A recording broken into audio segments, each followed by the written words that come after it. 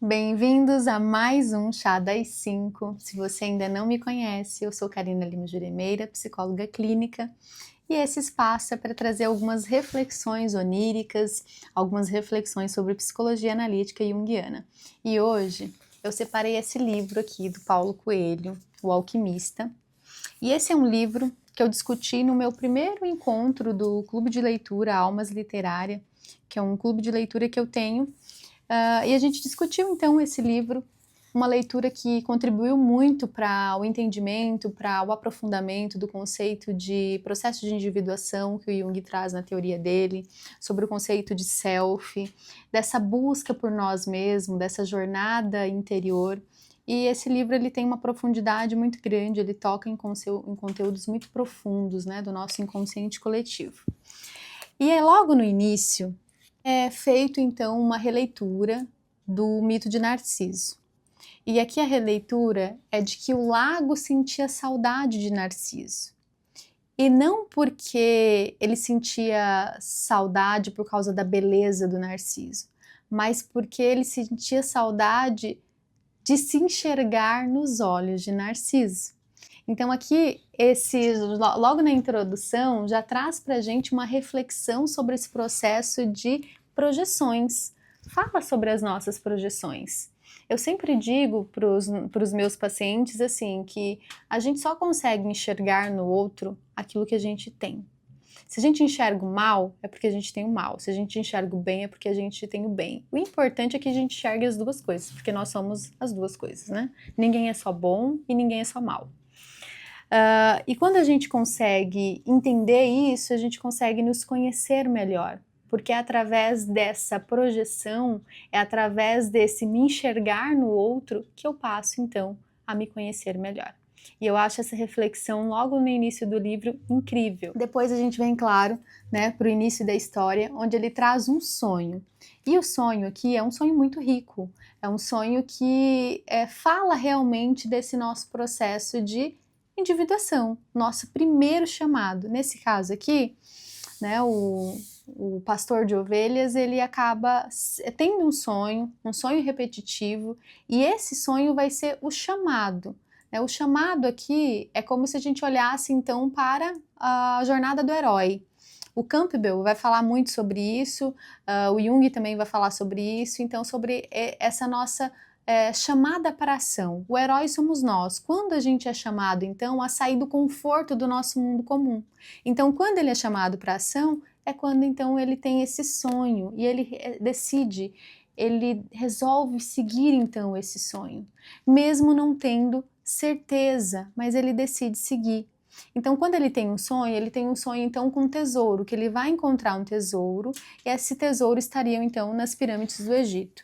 E quem aponta para ele esse tesouro é a criança. A criança nesse sonho, ela já traz um conceito de self, é alguém que aponta o caminho, é o novo que se apresenta, então aqui já tem uma riqueza simbólica só no sonho dele muito grande. E depois a gente vai, né, pode até se aprofundar na questão do porquê a pirâmide, né, porquê o tesouro, né, então o tesouro é aquilo que é mais valioso para nós, é o nosso self, a nossa personalidade maior, é o encontro a nós mesmos, é o retorno, né, a quem nós nascemos para ser. Eu penso que o sonho, ele é uma via de comunicação que o nosso inconsciente tem com nós. Então é como se nós recebêssemos então essa carta do nosso inconsciente e a gente vai fazendo então as leituras da nossa vida, né? E a gente pode então seguir o caminho dos sonhos. Quais são as possibilidades que os sonhos então nos apresentam para chegar a nós mesmos? E quando o Santiago, né, o protagonista então da história, ele decide procurar saber sobre esse sonho, ele está então entrando nesse processo dele, ele está aceitando esse chamado dele. E quando ele aceita de fato esse chamado, ele começa então a encontrar pessoas, locais, que é muito importante para esse processo dele de desenvolvimento. Ele encontra pessoas que, se ele não tivesse encontrado, talvez ele nunca teria desenvolvido aquele lado dentro dele. Então isso vai ser muito importante e a gente pode também fazer essa analogia com a nossa vida. Ele sai do conforto do mundo comum, que é o quê? Fazer aquilo que esperam dele. Ele tentou fazer algo diferente da família, mas ele fez aquilo que a família falou, olha, se você não for ser padre, né, que era o que a família esperava dele, você pode ser, de repente, um pastor de ovelha, já que ele queria viajar, porque o pastor de ovelha viaja. Então, ele foi seguindo ali um certo script, mas aquilo, até certo ponto, não era mais suficiente, né? Então, ele resolveu, então, seguir esse chamado.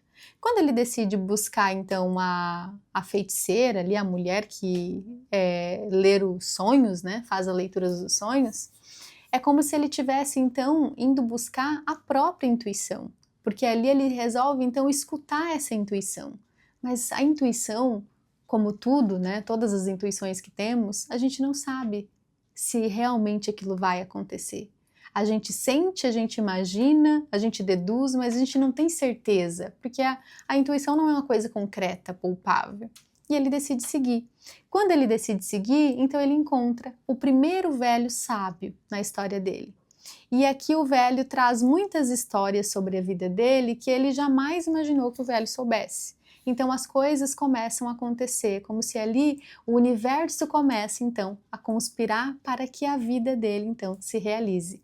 E aí é bem interessante, porque quando a gente entra no nosso processo de individuação, quando a gente está de encontro a isso, todo o universo conspira para que aquilo se realize. Ele encontra 5 figuras muito importantes, então. Ele encontra o rei, que é o primeiro, que é uma figura do velho sábio.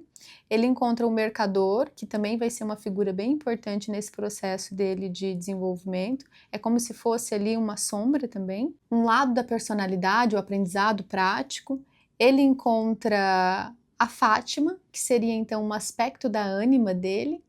E ele encontra o alquimista, que seria também o velho sábio, mas aqui num estágio muito mais avançado. O alquimista vai trazer então um ensinamento muito valioso para ele e vai ensinar ele sobre o medo que ele tem de seguir o caminho, o medo que ele tem de fracassar e o que poderia acontecer com a vida dele. Então ele até traz ali uma passagem onde ele diz que se ele desistisse de seguir o teu próprio caminho, seguir a tua própria estrela, é como se ele vai passar os primeiros anos talvez mais tranquilamente, mas vai chegar um momento da vida dele que ele vai ficar então insatisfeito, que aquela vida já não vai mais fazer mais sentido porque ele vai perder contato, vai perder a conexão com algo dele que é muito maior do que isso. E quando ele perde essa conexão, há-se então um risco dele ter um sentimento de vazio, um sentimento de falta. E esse sentimento de falta, de vazio, pode levá-lo, então, a uma estagnação, que é o que acontece quando a gente se distancia de quem realmente somos, quando a gente se distancia do nosso mito pessoal, que é o que vai trazer, então, na história do alquimista. A pirâmide, ela aparece aqui como um símbolo de ascensão espiritual. É algo que ele precisa chegar até lá, então, para que ele consiga, então, encontrar o seu tesouro. Ele precisa fazer essa elevação. Ele é um símbolo bem arquetípico. E a gente também tem o tesouro. O tesouro aqui representa esse aspecto do self. Não é o tesouro externo, mas é o tesouro interno, aquilo que sempre esteve com ele. É por isso que está lá na igreja, onde ele já estava com as ovelhas, sempre esteve lá. Mas para ele encontrar, ele teve que passar por todo esse percurso para então encontrar o tesouro que estava dentro dele. A parte que é interessante, que fala sobre a repetição 3 vezes. Aquilo que se repete 2 vezes pode muito bem repetir uma 3ª vez, mas aquilo que acontece uma única vez pode não se repetir mais. E aqui essa parte do 3, ela é importante porque o número 3 ela é um símbolo também muito simbólico. A gente pode pensar aqui nas repetições dos processos transgeracionais, mas a gente também pode pensar em relação à figura da Trindade, que o Jung tanto fala, né, sobre alquimia, né, esse encerramento de um ciclo, mas ainda falta o 4, que seria a quarta unidade, é aquilo que falta, né? Então falta mais um processo, falta mais uma função, falta mais uma conscientização, que seria então o final da obra. Né, a gente encontrar então o equilíbrio dessas 4 funções. Mas afinal, Karina, o que é o processo de individuação? O processo de individuação na psicologia analítica é eu seguir aquela minha linha de ser quem eu realmente nasci para ser. Seguir sendo quem eu realmente sou, me tornar quem eu realmente tenho potencial para ser. Mas a gente não tem como saber disso tão facilmente, por isso que é um processo, é uma jornada. É uma jornada de integração, onde eu vou integrar as minhas sombras, os meus complexos, o meu self, tudo à minha volta vai estar casado, vai estar em conjunto com aquele meu eu maior. Mas o processo de individuação em si é aquilo que eu faço no caminho, é o caminho que eu construo para se chegar até essa obra maior. E isso é muito lindo de acontecer e é isso que acontece, né, nesse livro.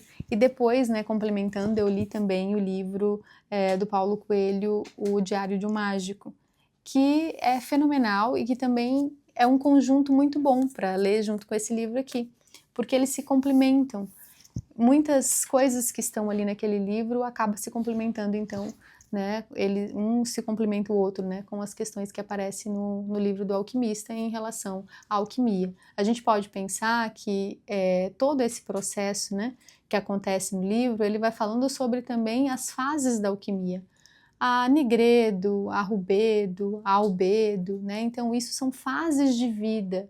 É um momento de mais obscuridade, um momento de mais inconsciência, para um momento de mais agitação, conscientização, ação, transformação, para um momento de clareza, de elevação, de conscientização. Então, a gente vai vendo todas essas passagens acontecendo, né, dentro dessa história, de uma maneira muito leve, né, não trazendo tão teoricamente o conceito de alquimia, mas de uma maneira muito lúdica, leve, gostosa de ler.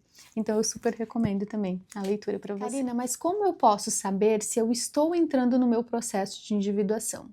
A primeira coisa que eu vou te dizer é, escute os teus sonhos. Os teus sonhos vão estar te dando essas informações.